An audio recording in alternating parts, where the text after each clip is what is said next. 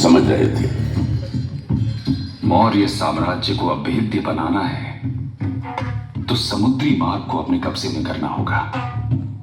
सामुद्रिक मार्ग भविष्य में आफत डाल सकता है। कलिंग, हाँ, कलिंग को कब्जे में करना होगा। कलिंग विजय भूमार्ग और जलमार्ग दोनों पर विजय लेकर आएगी। अशोक ने कलिंग के विरुद्ध युद्ध की घोषणा कर दी। अशोक के अश्वारोहियों और पैदल सैन्य बलों ने कलिंग को घेर लिया। जबरदस्त किलेबंदी की गई।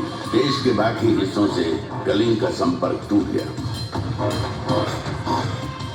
अशोक को लगा कि कलिंग जल्द ही घुटने टेक देगा, लेकिन कलिंग वासी स्वाभिमानी थे, स्वतंत्र विचारों के, स्वतंत्रता प्रिय थे। आजादी प्राणों से अधिक प्रिय थी। भयंकर मारकाट मची।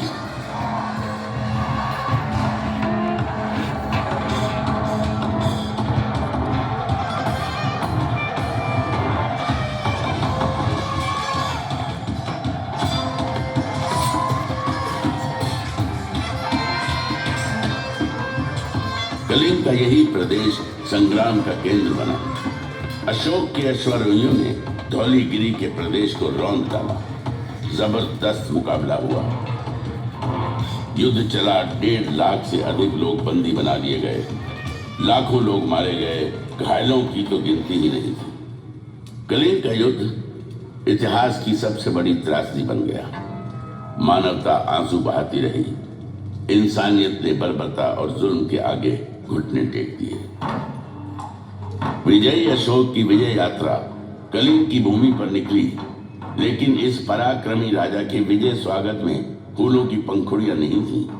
स्वागत में थे कटे पिटे शव, अपने पतियों की मौत के शोक में विलाप करती स्त्रियां, लहू से कीचड़ बन आए राजमार्ग, शवों के विशाल ढेर, चील, गिद्ध, भेड़िए और सियारों के संवेद गीत।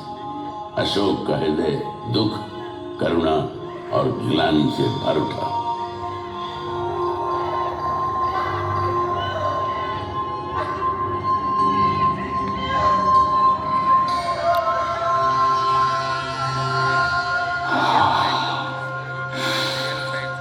ये मैंने क्या कर दिया? मैं तो निकला था विजय करने कि कलिंग की भूमि मेरा स्वागत करेगी, लेकिन विजय राजा की तरह फूलों की वर्षा, चंदन और कुमकुम से मेरे माथे पर तिलक होगा। अरे मेरे कर्म, मेरे मस्तक पर तिलक की जगह रक्त रंजित कीचड़ पुता। मेरे स्वागत को पीछे मुर्दा शरीर, कटे हुए मानव अंगों के ढेर, सियार और भेड़िए गा रहे हैं विजय गीत। वातावरण में सिर्फ दुर्गंध, मुर्दा शवों की दुर्गंध। क्या यही है मेरी यशभूमि? यही है मेरा पराक्रम? यदि विजय है ये, तो पराजय क्या? ये विजय है या पराजय? न्याय है या अन्याय? ये वीरता है या कायरता? क्या निरपराध बच्चों और स्त्रियों की हत्या ही वीरता है? मैंने जो किया है, क्या यही है मेरा साम्राज्य विस्तार और सहिष्णुता? किसी के पति मारे गए, किसी के पिता, किसी के बच्चे, तो किसी के घर पर वो हमला। मुर्दा शवों के ढेर थे। क्या किया मैंने? ये विजय प्रतीक है या पराजय की बूंद? ये मंडराते गिद्ध, चील और कौवे संदेश वाहक हैं उस दुराचारी की मृत्यु के जिसने ये कर्म किए। प्रभु, मुझे शांति कहां मिलेगी? मेरे प्रभु, अपनी शरण में ले लो ईश्वर, अपनी शरण में ले लो, मुझे थाम लो। प्रभु, शांति चाहिए मुझे। मेरे प्रभु, शांति चाहिए।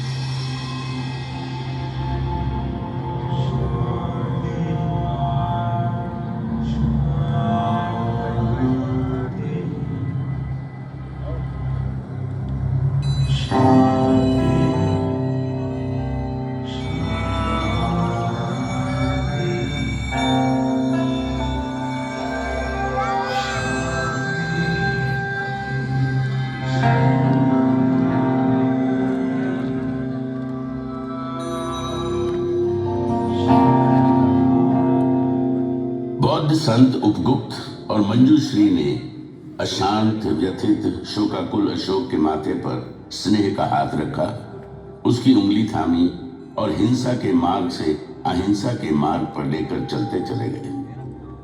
उसने हिंसा का त्याग कर अहिंसा को अपना धर्म बना लिया। अशोक बुद्ध के मार्ग पर चल निकले और कहे गए देवन प्रिय, देवताओं के प्रिय, प्रिय दासी। कलिंग, जहां अशोक ने युद्ध लड़ा, उसके हृदय का सबसे प्रिय प्रदेश बन गया। धौली की जो दया नदी रक्त से लाल हो गई थी, उसी दया नदी के तट पर बसे धौलीगिरी में अशोक ने कई चैत्य और स्तूप बनवाए, शांति संदेशों के स्तंभ खड़े करवा दिए।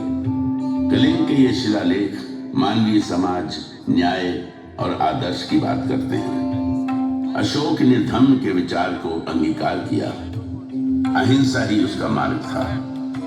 इंसान ही नहीं, पशुओं, जीव जंतुओं की हिंसा पर भी रोक लगा दी गई। शाकाहार का विचार दिया, जाति पाति के भेद खत्म कर दिए गए। लोक कल्याण और जनहित उसके शासन के मंत्र बन गए। सड़कों पर मैंने बट वृक्ष लगवाए हैं जो पशुओं और मनुष्यों को छाया देंगे। प्रत्येक 9 मील की दूरी पर मैंने आम के बागीचे लगवाए और कुएं खुदवाए हैं, विश्राम गृह बनवाए हैं, कई प्याऊ बनवाए हैं। मैंने ये सब इसलिए किया है कि मेरी प्रजा धम्म के अनुसार आचरण करे। धम्म की नीति को लागू करने के लिए उसने धर्माधिकारी नियुक्त किए और धम्म के विस्तार के लिए कई शांति संदेशकों को देश विदेश के विभिन्न हिस्सों में भेजा।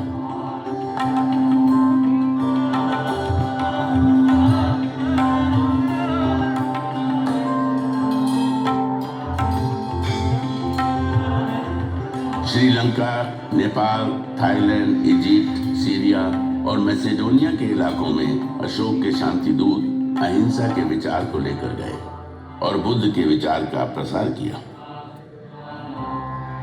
लगभग 40 वर्षों तक साम्राज्य का संचालन करने के बाद 232 ईसा पूर्व में महान सम्राट अशोक ने देह त्याग दी। अशोक के शांति संदेश उसकी राजनीतिक समझ की गौरव गाथा कहते नजर आते हैं और आज भी अंधेरे में रोशनी फैलाने का काम करते हैं। संभवतः अशोक दुनिया का पहला ऐसा सम्राट था जिसने साम्राज्यवाद के विचार को लोक कल्याण और जनहित के संदर्भों में समझा और उसे लागू भी किया।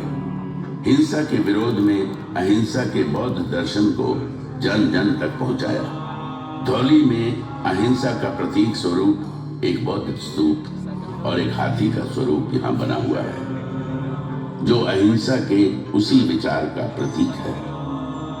मेरे नाद में महान अशोक का नाद भी मिला हुआ है। मैं नाद हूं शांति का।